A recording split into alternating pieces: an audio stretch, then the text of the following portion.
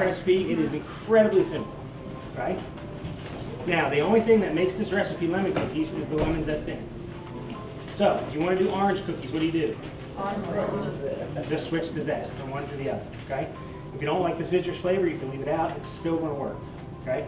It adds a little bit of color to it. It also adds a little bit of flavor, but it's not the end of the world if you don't decide to put it in there. The hardest part about these cookies is egg yolks and actually getting the yolk separated from the whites. And I'll show you two different ways to do it. One with the shells and one with my favorite tools, your hands, okay? Works very simple. First thing we're going to do while we're getting ready to do our eggs, we're going to add our sugar and our butter to our bowl, and we're going to let that start mixing. Now, whenever you're making cookies, the longer you leave your butter sit out, the better you will be, okay? Hours is a good thing, because the softer it gets, the easier it is to work with. When it's real hard and it's only been out 20 minutes or half hour, it takes a lot longer to mix. So, if you do it sooner rather than later, your cookies will whip up a whole lot easier. Now with this, because it is powdered sugar, make sure you add it all. However, do not turn your mixer on past 1 or stir or whatever the lowest setting you have is. If I turn this on high, we're all going to get covered in powdered sugar. Okay? So just barely turn it on until it starts to work a little bit. This is a dough hook in here.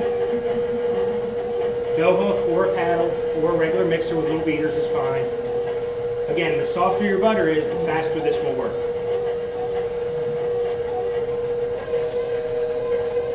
Now because that's a hook, it's going to take a while, which is good because we have to play with our eggs anyway. Now with eggs, it calls for a weight or a quantity. This particular recipe is a weight. And what I'm going to do is I'm going to separate 6.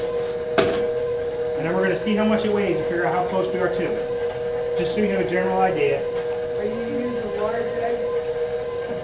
Yes. The easiest way to do these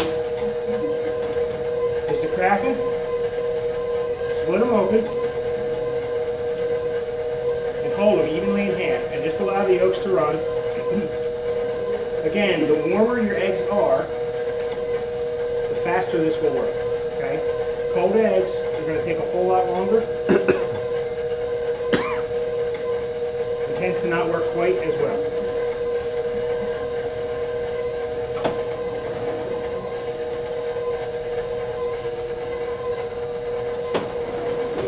Now, if you're not comfortable doing it through the shell, if you crack them into your fingers,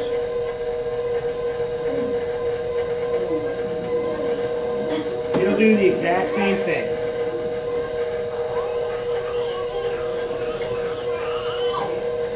Okay? It actually pulls off very easily.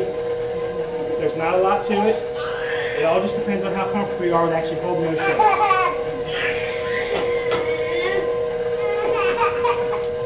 Again, if you're using the shell, it didn't crack. So just lift it out. Now, when you're doing egg yolks versus egg whites, it's less important to make sure it's completely clean. If you have to sort these the other way, and you actually need the whites, it's very, very, very important that you don't get any yolk in it. However, with your yolks, if you get a tiny bit of white in it, it's not going to hurt your recipe as much. Whereas if you're making a meringue, a tiny bit of egg yolk will absolutely ruin your recipe.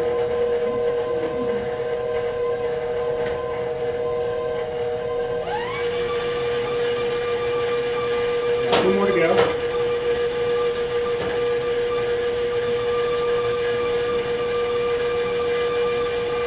Personally, I like to just run them through my hands. I think it works a little better. A little bit faster. I get to play with my feet. That, and if you break the shell in some weird, obscure direction, it's not the end of the world. You can still get it out of there.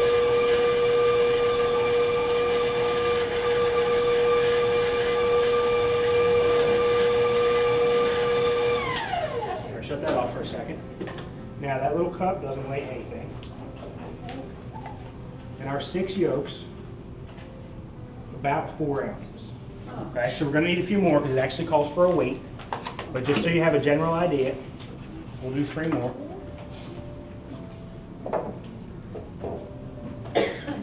Most eggs are about 2 ounces each, slightly heavier on the white than it is on the yolk. You can't hear me at all with that thing running, can you?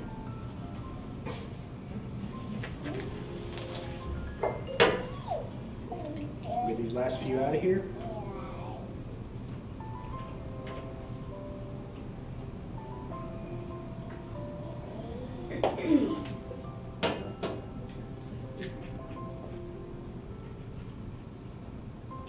Now with this recipe, if you've read through it, I'm sure some of you have, it calls for to either spoon or pipe your cookies.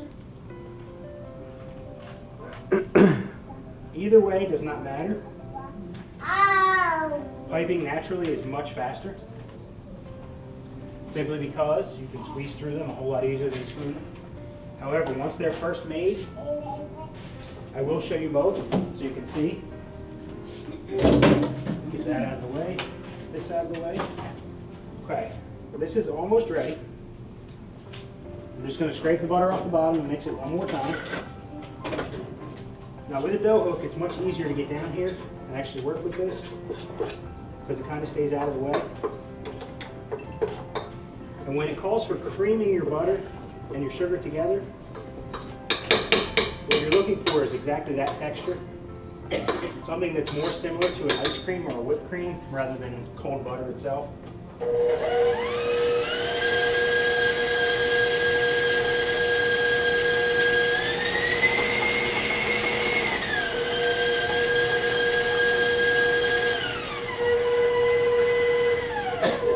Okay, we're going to leave that on as low as we can get it. We're going to add our egg yolks.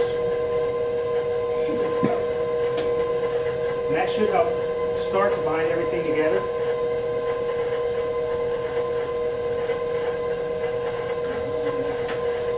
Our lemon zest.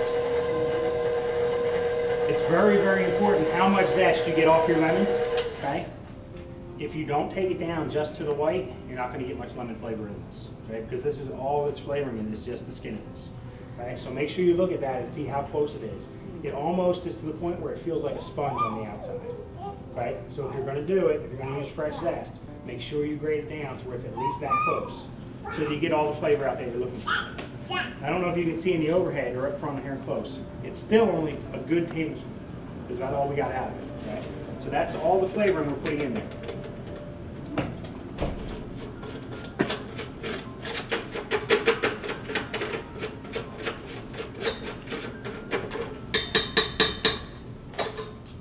Back on.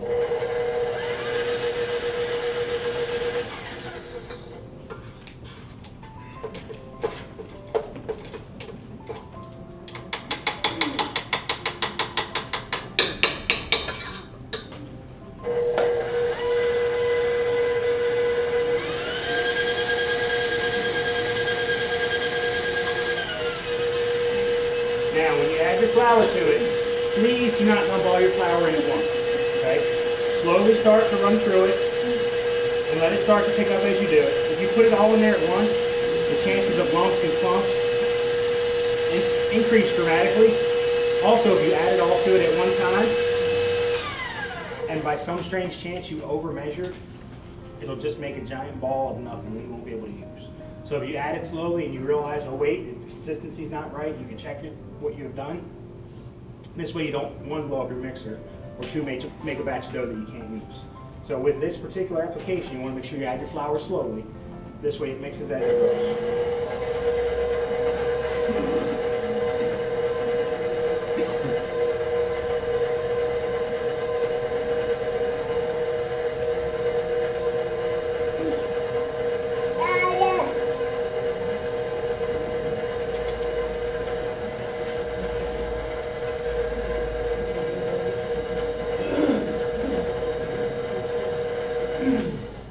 Now because I am using a dough hook, I want to stop periodically and make sure you get it all mixed together off the bottom and off the edges.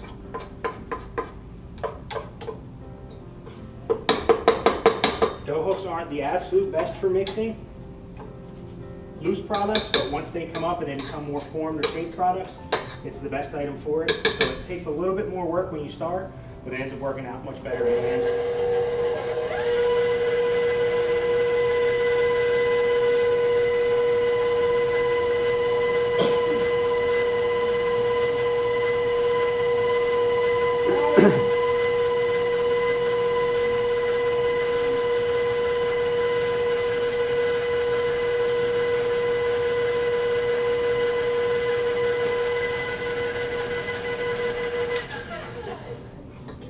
Then we'll scrape that down again one more time.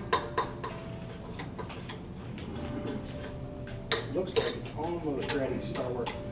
Once that last little bit of flour gets incorporated in there, we'll be able to start.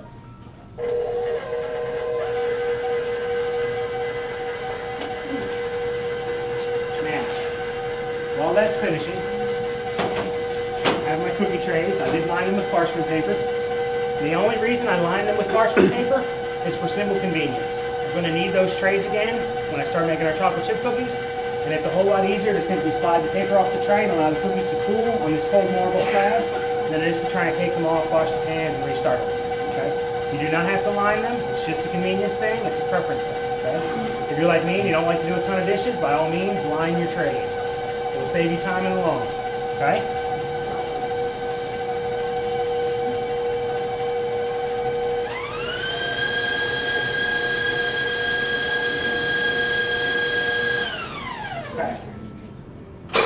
This is a very soft batter, okay?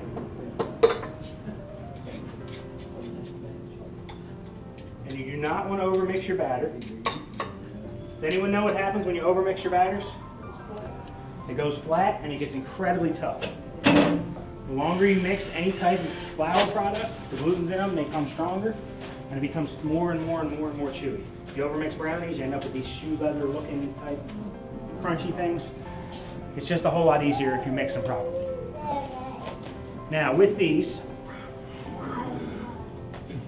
everyone in here I'm sure has made cookies at some point in time, right? Okay, everybody know 2-spoon method? You take 2 spoons and you scrape one to the other. With most cookies, that's the simplest way to do it. However, with this one, because it is such an incredibly soft batter,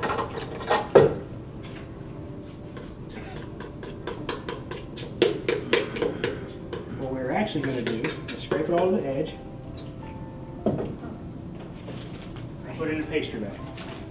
Right?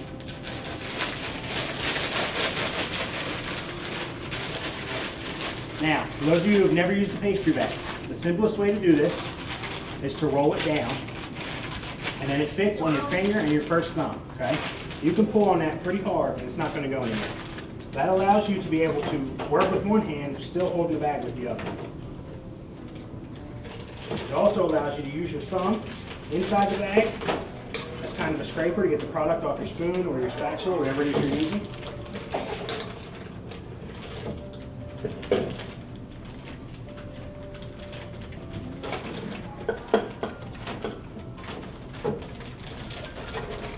Scrapes out very easily. I'll wash this in a minute. Once you have your bag folded down, you kind of shake it through, go back to the top and just start working your way down.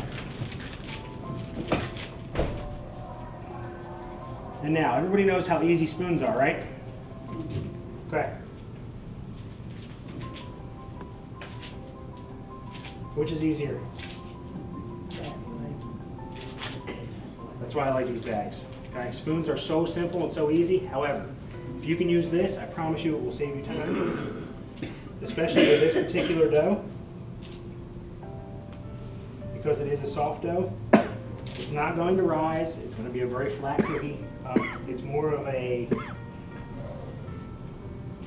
tea cookie than it is kind of like a kids want to have it for dessert. It's used a lot of times in most foreign countries as served with the desserts. Like if you had a sorbet or a gelatina, which is like a frozen ice, like a water ice, this would be served with it. It's not an overly sweet cookie.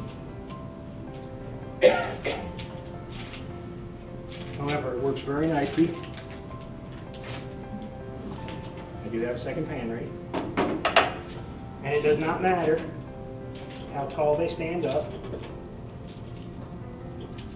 Those little points will bake down, it'll all flatten out as soon as it starts to warm up in the oven. Now, if you don't have a pastry bag, what do you use? Ziplocs or sandwich bags. Yeah. Any form of sandwich bag or Ziploc bag will do the exact same thing. Just fill it up, cut the corners off. Now remember I told you how high they were, how pointy they were, it didn't really matter? Now you can see why. They will bake flat. And they bake flat pretty quickly, right? And that's why, again, it goes well as like a tea cookie or an after dinner snack.